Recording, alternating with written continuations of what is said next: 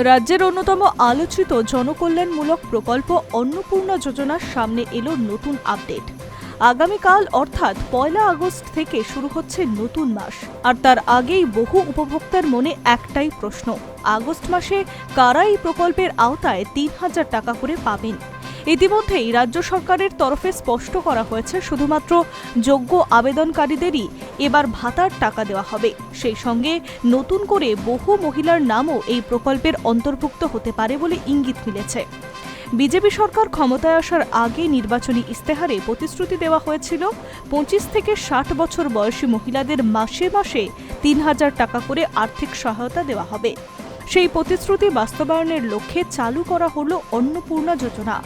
ইতিমধ্যেই জুন ও জুলাই মাসে 1 কোটিরও বেশি উপভোক্তার ব্যাংক অ্যাকাউন্টে এই প্রকল্পের টাকা পৌঁছে গিয়েছে বলে সরকারি সূত্রে খবর। তবে প্রকল্প চালু হওয়ার পর থেকে একাধিক অভিযোগ সামনে এসেছে। অনেক আবেদনকারীর দাবি করছেন সমস্ত নথি জমা দেওয়া এবং আবেদন সম্পূর্ণ করার পরেও তাদের অ্যাকাউন্টে টাকা ঢোকেনি। আবার কোথাও কোথাও নাম নথিভুক্ত না হওয়া বা তথ্য যাচাইয়ের সমস্যার অভিযোগও উঠেছে। এই পরিস্থিতিতে রাজ্য সরকার নতুন করে আবেদন ও যাচাই প্রক্রিয়ার উপরে জোর দিয়েছে। সম্প্রতি মুখ্যমন্ত্রী জানিয়েছেন 30 আগস্টের মধ্যে সমস্ত যোগ্য মহিলার নাম অন্নপূর্ণা যোজনার তালিকায় অন্তর্ভুক্ত করা হবে। তিনি বলেন, যারা এই প্রকল্পের জন্য যোগ্য তাদের নাম 30 আগস্টের মধ্যে নথিভুক্ত হয়ে যাবে এবং তারা প্রাপ্য সুবিধাও পাবেন। মুখ্যমন্ত্রীর এই ঘোষণার পরেই মনে করা হচ্ছে আগস্ট মাসে প্রকল্পের আওতায় উপভোক্তার সংখ্যা আরও বৃদ্ধি পেতে পারে। তবে একই সঙ্গে অযোগ্য বা ভুল তথ্য দিয়ে আবেদন করা ব্যক্তিদের তালিকা থেকেও বাদ দেওয়া হতে পারে, কারণ সরকার এবার প্রকল্পের স্বচ্ছতা বজায় রাখতে বিশেষ গুরুত্ব দিচ্ছে।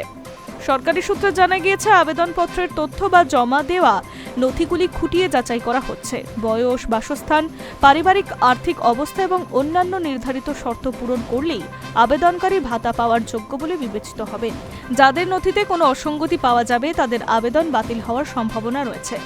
অন্নপূর্ণা যোজনা বাস্তবায়নে আরও স্বচ্ছতা আনতে সম্প্রতি বিধায়কদের বিশেষ দায়িত্বও দেওয়া হয়েছে। তাদের নির্দেশ দেওয়া হয়েছে যাতে প্রকৃত যোগ্য মহিলারা কোনোভাবেই সুবিধা থেকে বঞ্চিত না হয় এবং অযোগ্য কেউ তালিকাভুক্ত হতে পারেন এমনও সম্ভাবনা রয়েছে। তাই প্রশাসনের তরফে বিশেষ গুরুত্ব দেওয়া হচ্ছে। উল্লেখ্য, পূর্ববর্তী সরকারের লক্ষ্মীর ভাণ্ডার প্রকল্পের আদলে এই অন্নপূর্ণা যোজনা চালু হয়েছে। আগে যেখানে সাধারণ মহিলারা 1,500 টাকা করে পেতেন, সেখানে বর্তমানে অন্নপূর্ণা যোজনার আওতায় সেই আর্থিক সহায়তার পরিমাণ বাড়িয়ে 3,000 টাকা করা হয়েছে। ফলে আগস্ট মাসে যাদের আবেদন যাচাই সম্পূর্ণ হবে এবং সমস্ত যোগ্য শর্ত পূরণ করবে তাদের অ্যাকাউন্টে ভাতার টাকা পৌঁছানোর সম্ভাবনা রয়েছে। এখন উপভোক্তাদের নজর সরকারের পরবর্তী ঘোষণার দিকে। Hi news network.